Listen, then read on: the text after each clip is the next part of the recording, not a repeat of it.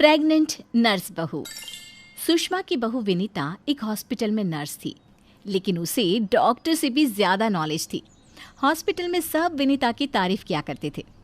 सुषमा का बेटा यानी कि अंकित अपनी बीवी विनीता से बहुत प्यार करता था और उसे अपनी पत्नी की काबिलियत पर बहुत भरोसा था।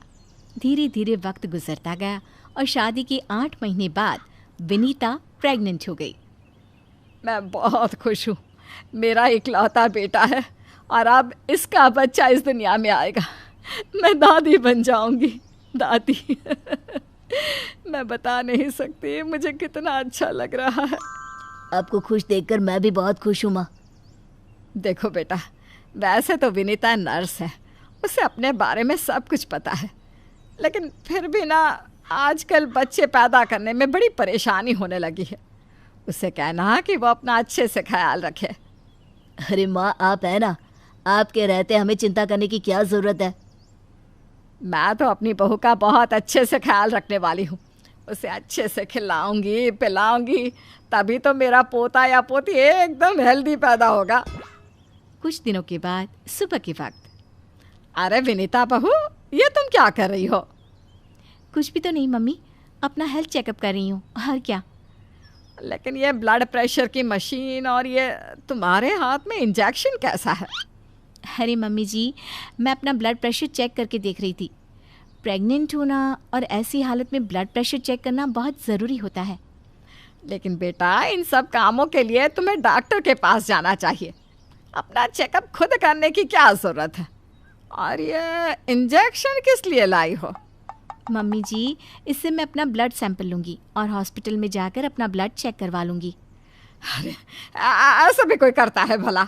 अपने खुद के हाथ से खुद का ब्लड सैंपल भी कोई निकालता है क्या?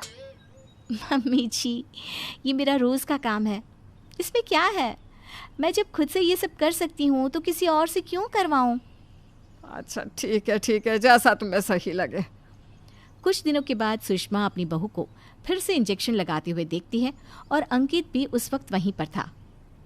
अरे विनीता, ये तुम क्या कर रही हो? तुम प्रेग्नेंट हो, इस तरह खुद को इंजेक्शन लगाने की क्या ज़रूरत है? अब तू ही समझा बेटा। पिछली बार भी अपना ब्लड सैंपल खुद ही कलेक्ट कर रही थी, तब भी मैंने इसे समझाने की कोशिश की थी, लेकिन ये तो मेरी बात सुनती ही नहीं। अरे मम्मी जी, मैंने पहले भी कहा था ना, बड़े हॉस्पिटल में नर्स हूँ मैं, और क्या करना है क्या नहीं मुझे अच्छी तरह पता है। हाँ, लेकिन तुम खुद को इंजेक्शन क्यों लगा रही हो? अरे इंजेक्शन नहीं है, प्रेगनेंसी में कुछ वैक्सीन लगवाने होते हैं, बस वही लगा रही हूँ, और क्या। और फिर एक दिन रात को अचानक विनीता की तबीयत खराब हो जाती है। क्या हुआ विनीता? तुम ठीक तो हो? तुम तो खुद अपना इतना ख्याल रखती हो, तुम्हारी तबीयत कैसे बिगड़ गई? पता नहीं अंकित, ऐसा लग रहा है कि वीकनेस हो रही है, बहुत कमज़ोर सा महसूस कर रही हूँ पिछले कुछ दिनों से। तुमने तो अपना ब्लड सैंपल दिया था ना हॉस्पिटल में, उसकी रिपोर्ट आई या नहीं? कल सुबह ही आ जाएगी, तब सब कुछ पता चल जाएगा। अगले दिन सुबह के वक्त। विनीता, तुम्हारी ब्लड रिपोर्ट तो आ चुकी है। तुम्हारी बॉडी में तो आयरन की बहुत कमी है, देखो तो ज़रा।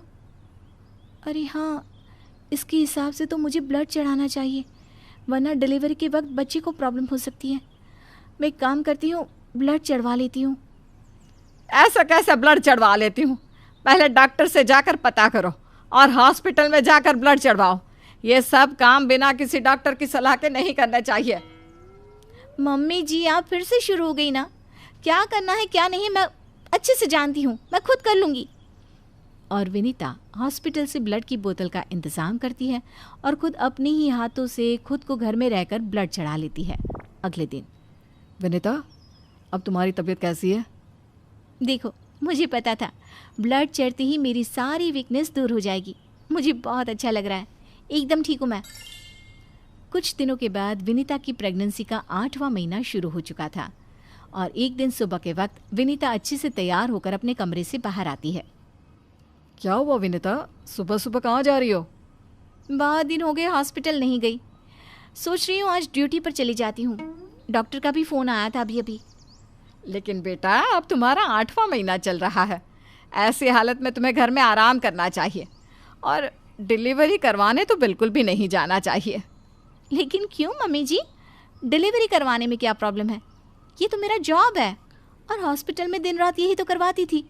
आपने कहा कुछ दिन काम पर मत जाओ, इसलिए नहीं गई। हाँ मम्मी, वैसे विनीता ठीक ही तो कह रही है, उसका रोज़ का काम है ना ये। तुम आजकल के बच्चे ना कुछ नहीं समझते।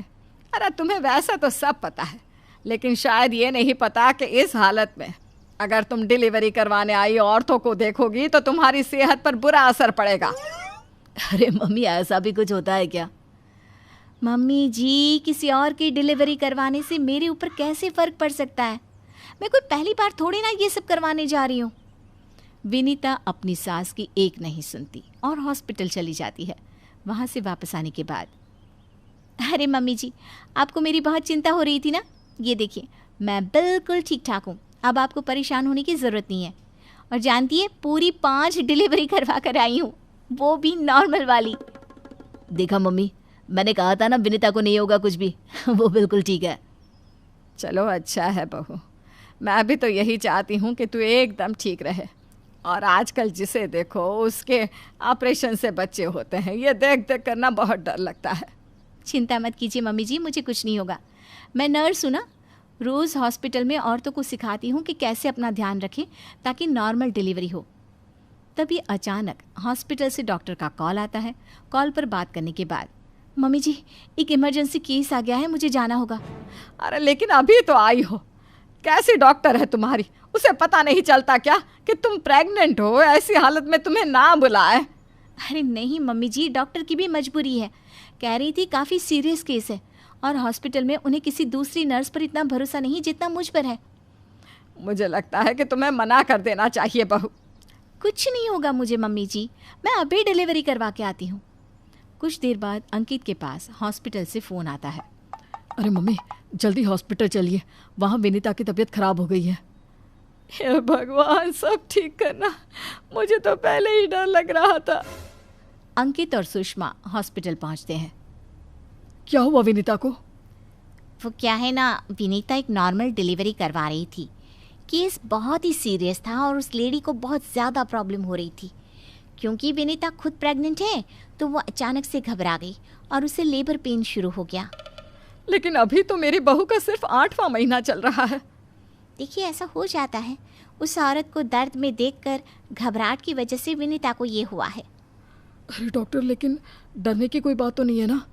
नहीं नहीं, ऐसा कुछ नहीं, हमने उसे एडमिट कर लिया है। तभी सब देखते हैं कि विनीता अपने हाथ में एक छोटे से बच्चे को लिए बाहर आती है।